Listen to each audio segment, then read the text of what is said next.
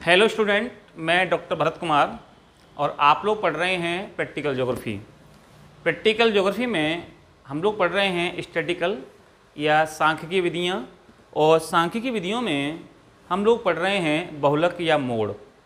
तो बहुलक के अंतर्गत आज हम लोग पढ़ने वाले हैं अविच्छिन्न श्रेणी में बहुलक की गणना करना, कि जो अविच्छिन्न श्रेणी होती है उससे हम लोग बहुलक को कैसे ज्ञात करते हैं।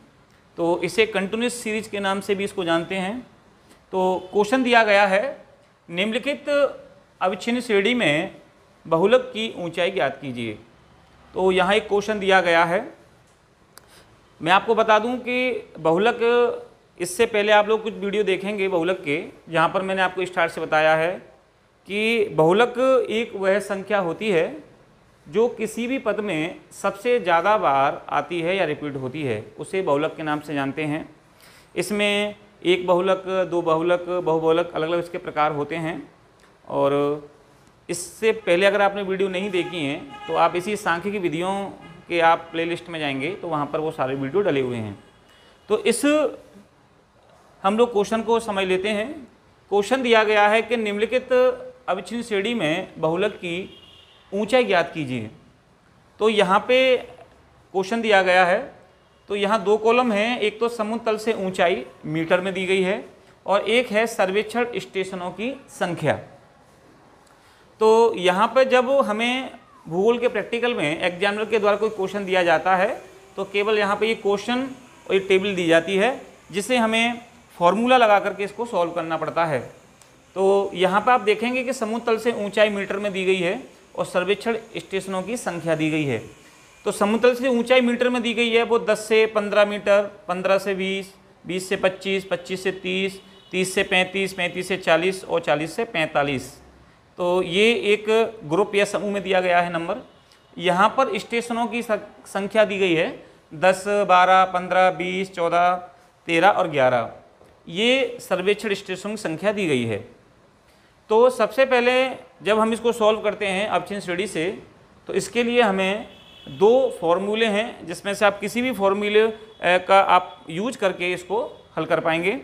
तो पहला इसका जो फॉर्मूला दिया गया है या सूत्र दिया गया है वो है बहुलक बराबर L plus F1 minus F0 upon 2F1 minus F0 minus F2 into i. इसी का दूसरा फॉर्मूला है बहुलक बराबर L plus F2 minus F0 minus F1 into i. तो यहाँ दोनों फॉर्मूलों के आधार पे हम लोग इसको सॉल्व कर लेते हैं। सबसे पहले ये जो आप रेड से देख रहे हैं ये मैंने अभी मार्क किया हुआ है। तो यहाँ पर ये F1 किसे कहेंगे, F0 किसे कहेंगे, F2 किसे कहेंगे, L किसे कहेंगे या I किसे कहेंगे, तो वो हमें टेबल से मान इसके लेने होते हैं। तो सबसे पहले आप देखिए कि इस टेबल में सबसे बड़ी संख्या कौन सी है। तो आपको यहाँ पे पता लगेगा कि 20 संख्या सबसे बड़ी है। तो ये जो 20 जो संख्या सबसे बड़ी है इसको हम F1 लिख देते हैं। जो संख्या टेबल में सबसे बड़ी होती है उसे क्या कहते हैं, F1 कहते हैं। तो ये हमने यहाँ F1 लिख दिया। और इससे जो पहली जो संख्या होगी, जस्ट पहली, तो 20 से पहले आप देखें 15 संख्या है तो हम इसको F0 लिख लेते हैं। तो इसलिए मैंने यहाँ F1 और यहाँ F0 लिख लेते हैं। और F1 के बाद में जो संख्या आएगी, चाहे वो ये आप देख पाएंगे यहाँ ये छोटी संख्या है, तो इसको हम क्या कहते हैं, F2 कहते हैं। तो तीन संख्याओं के मान हमें यहाँ से मिल गए। सबसे बड़ी संख्या जिसे F1, उससे पहला कॉलम F0 और उसके बाद का कॉलम F2 कहलाता है। इसी में जो संख्या आपने F1 ली है यहाँ से, उसी के सामने आप लोग कॉलम देखिए कि यहाँ पे वर्गंतराल दिए गए हैं। और वर्गंतराल में अगर आप लोग देखेंगे तो ये देखेंगे कि 25 से 30 का अंतराल है, इंटरवल है। तो इसकी जो लिमिट है, लोअर लिमिट है जिसको निम्न कहते हैं, तो ये जो इसकी लोअर जो लिमिट दी गई वो कितनी दी गई, 25 दी गई। निम्न सीमा लोअर लिमिट कितनी है, 25। तो यहाँ हमने 25 को मार्क कर लिया। तो अब आप यहाँ देख पा रहे होंगे कि यहाँ पर हमारे चार मान आ गए। F1 का मान 20, F0 का मान 15, F2 का मान 14 और L की वैल्यू यहाँ पे कितनी आ गई, 25 आ गई। अब यहाँ पे इन सबके मान आ चुके हैं, लेकिन अभी I, क्योंकि इंटू आई दोनों फॉर्मूलों में I है, तो I का मतलब होता है इंटरवल यानी कि अंतराल। तो आपकी ये जो ये वर्गंतराल दिया गया है, इनके बीच में कितने कितने का अंतर है। तो आप यहाँ देख पाएंगे कि 10 और 15 या प्रत्येक कॉलम को देखेंगे तो अंतर कितना दिया गया है, 5 5 का अंतर दिया गया है। इसलिए आई की जो वैल्यू है वो कितनी आएगी, 5 आएगी। अब हम क्या करते हैं कि यहाँ पे जैसे लिख लिया है कि L बराबर 25, तो यहाँ से हमने L बराबर 25 ले लिया। इसी में आप लोग देखेंगे कि F जो 1 है, F1 की जो वैल्यू है वो 20 है, यहाँ से ली। F0 की वैल्यू 15 है, वो हमने यहाँ से ले ली।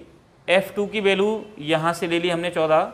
और I यानी इंटरवल जो अंतराल है वो मैंने आपको बता दिया कि इनका जो वर्ग अंतराल है वो कितना 5 है, तो हमने इसको यहाँ लिख दिया। अब ये दो फॉर्मूले दिए गए हैं, आप दोनों में से किसी भी फॉर्मूले के द्वारा इसको हल कर सकते हैं। तो हम पहले वाले फॉर्मूले से इसको सॉल्व कर रहे हैं। तो यहाँ पे हमने फॉर्मूला लिखा बहुलक बराबर L plus F1 minus F0 upon 2F1 minus F0 minus F2 into i.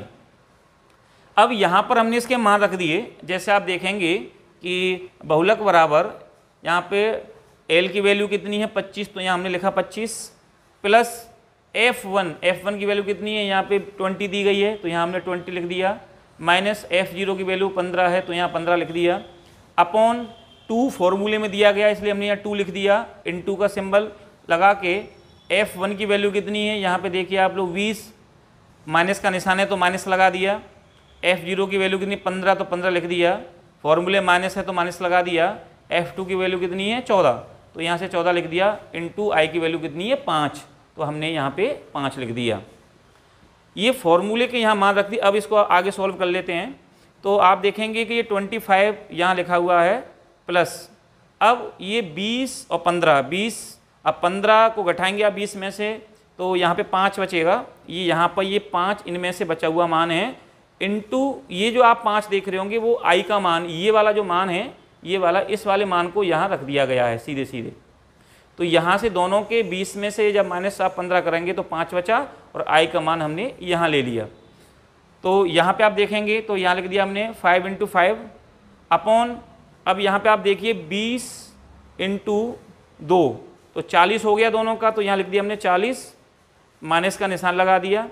अब आप देखेंगे यहाँ पे कि माइनस माइनस के यहाँ प्लस के हो गए, तो 15 और 14 29, तो यहाँ पे हमने लिख दिया 40 माइनस 29। अब इसे हमने आगे सॉल्व किया है तो बहुलक बराबर ये यहाँ पे 25 आ गए प्लस, अब 5 गुणा 5 ये 25 हो गए। अब 40 में से आप 29 को घटाएंगे तो ये 11 बचेगा। और फिर अगले स्टेप में बहुलक बराबर ये 25 यहाँ लिख दिया हमने प्लस, जब 11 का जब आप भाग देंगे 25 में तो 2.27 इसका आंसर आएगा। तो यहाँ पे आंसर इसका आएगा बहुलक बराबर या Z बराबर 27.27 मीटर। यानी कि ये 25 तो आप लोग देख रहे होंगे कि ये जो 25 जो मान लिया गया है लोअर लिमिट से, ये 25, तो ये वाली संख्या चल रही है। इधर हमने इसको सॉल्व किया हुआ है, इसको सॉल्व करके आया था 2.27, तो 2.27 प्लस 25, तो दोनों को प्लस करने पर हमारा जो आंसर है वो आया है 27.27 मीटर। तो ये हमारा बहुलक का आंसर है। तो इस प्रकार से ये हल हो गया बहुलक, ये अविच्छिन्न श्रेणी के द्वारा सॉल्व किया गया है। तो आज के लिए बस इतना ही। कल हम एक नया सांख्यिकी विधियों का टॉपिक पढ़ेंगे। Thank you.